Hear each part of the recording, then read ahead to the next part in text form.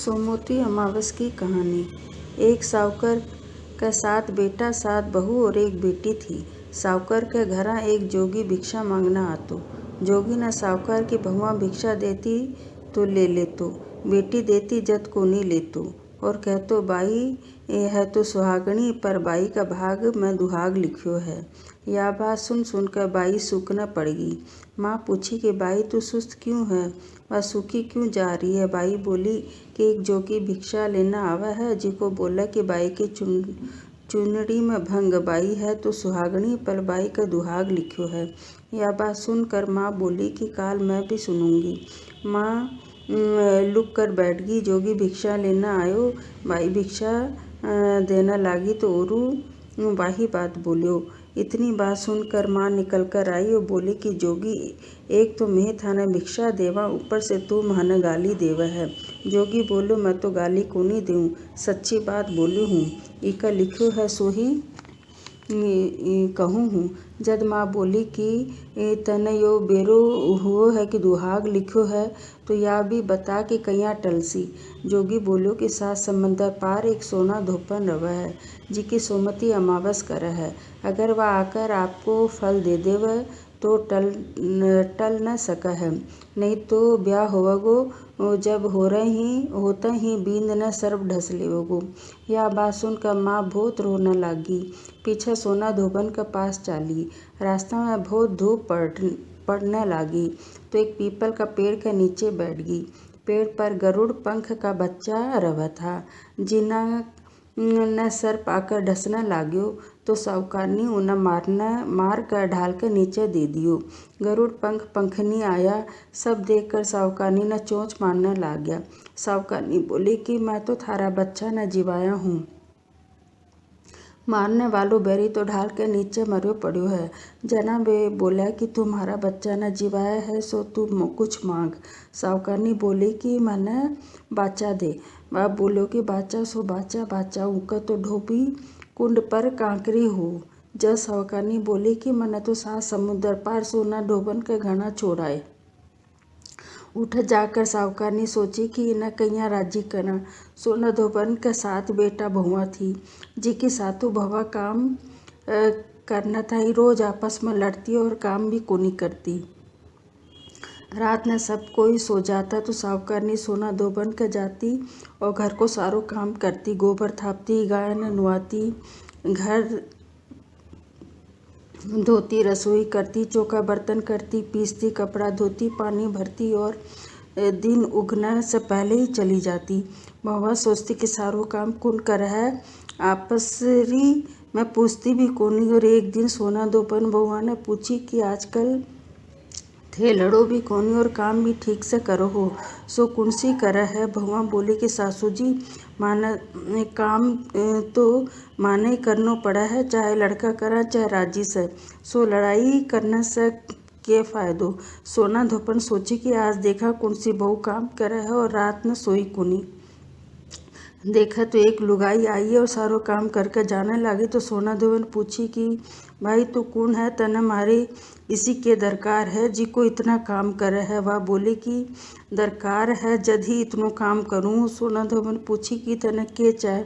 साहूकारनी बोली कि पहले मने बाचा दे। जद बोली कि बाचा सो बाचा, उका तो धोबी कुंड पर कांकरी हो। साहूकारनी बोली कि मेरी बेटी का दुहाग लिखियो है, सो चाल कर सुहाग दे। तू सोमती कर है, जिको फल दे। सोना धोबन आपका बेटा बहुआ ने बोली कि मैंने तो इका सागे जाऊँ हूँ, गल से थारो बाप मांगर हो जा, वह तो तेल घी का कूपा में घाल कर छोड़ दियो। दोनों जनी साहूकारनी के घर आ गई। साहूकारनी बेटी को ब्याह मांड्यो, बीन फेरा में बैठ गयो। सोना धोबन बीन के गोडा कने काचो करवो में काचो दूध और दांत को तार लेकर बैठ गई। थोड़ी देर में सांप बीन न ढसना आयो तो सोना धोबन करवो आकर देकर दांत से बांध दियो। फिर बींद डर के मारे मर गयो।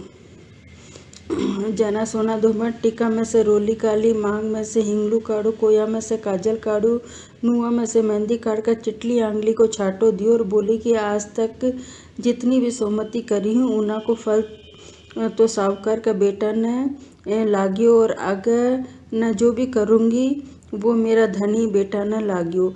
इतनो कहते ही बिंद उठ कर बैठ गयो। सब कोई सोमती की जय जयकार बोलने लग गया। सोना धोवन पाछी जाने लगी तो साहूकारनी बोली कि तू मेरा जवाई न जीवन दान दियो है, सो कुछ मांग ले। वह बोली कि मने तो कुछ को नहीं चाहिए, खाली एक कुक सिलाव की हांडी दे दे।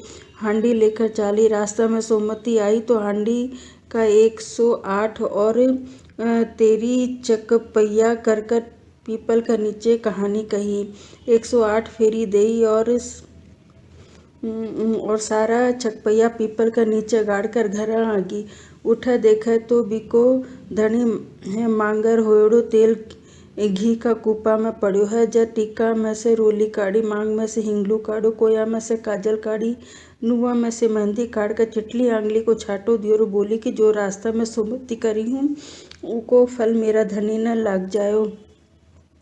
इतनो कहते ही धनी उठकर बैठ गयो।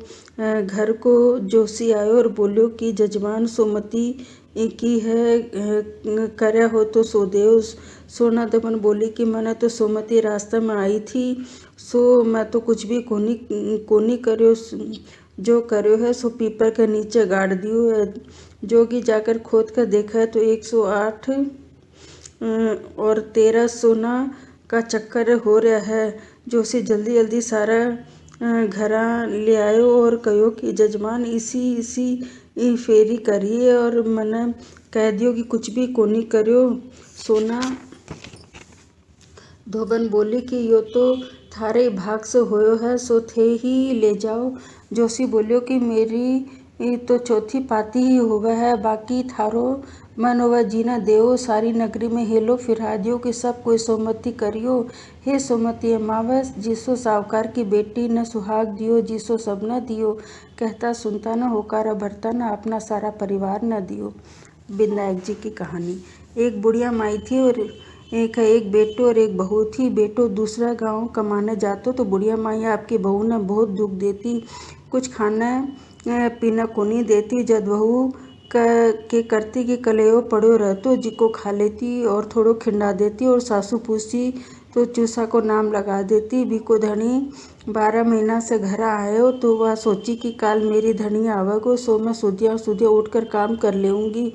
उठे न विनायक जी महाराज सोचा कि रोजी न कलेओ खा लेवो, चूसा को झूठो नाम लगा देवे है, सो इन्हें चुटकुलो दिखानो चाहिए। बहू रात न आपकी कोठरी का किवाड़ बंद करके सोती और आपकी धोती खूटी का टांग देती। दिन भी यही करी, सो गणेश जी महाराज चूसा न आज्ञा दे कि बिकी धोती न बिल में ले जाओ। सवेरे बहू सुधिया उठकर देखा तो धोती कोनी और अठे ही बैठी बैठी रोने लगी। बारने से सब कोई हेला मारने लगे तो बोली कि मेरी धोती खूटी पर थी, सो कोई ले गयो। मैं बारना कहीं आऊँ, इतना में बिको धनी बारना गांव से आयो। सब कोई बोलिया कि तेरी लुगाई किवाड़ को नहीं खोला। धनी किवाड़ खोल कर भीतर गए तो देखा लुगाई उघाड़ी बैठी है तो उन्हें मारने लागियो। बोली कि तू झूठ बोला है, बंद कमरा में से धोती कट्ठे जाती। लुगाई आपका मन में सोची कि सासू का कलेवो खा लेती और चूसा को नाम लगा देती तो विनायक जी तो चुटकुलो नहीं दिखाए हो। जब वह हाथ जोड़कर बोले कि विनायक जी मेरी धोती मिल जाएगी तो मैं 1.25 रुपया को प्रसाद चढ़ाऊँगी। इतना में धोती को कोनो सासू न चूसा के बीरा में दिख गयो। सासू बोली बहू है तो सांची। बहू बोली कि मेरी करनी मेरे हाथ, मैं रोजीना सासू को कलेव चुरा कर खा लेती और चूसा को नाम लगा देती। सो विनायक जी चुटकुलो दिखाया हुआ। उस दिन से बहू का मन में विनायक जी के प्रति बहुत श्रद्धा होगी। वह खूब सेवा पूजा करने लगी, उनका खूब धन भी हो गया, खूब सुख से रहने लग गया। हे विनायक जी महाराज, जिसो बहू न चुटकुलो दिखाए, जिसो कोई न मत ना दिखायो, जिसो धन द्रव्य दियो, जिसो सबने दियो, कहता सुनता न होकारा भरता न, अपना सारा परिवार ने दियो। प्लीज़ मेरे चैनल को लाइक और सब्सक्राइब कीजिएगा। धन्यवाद।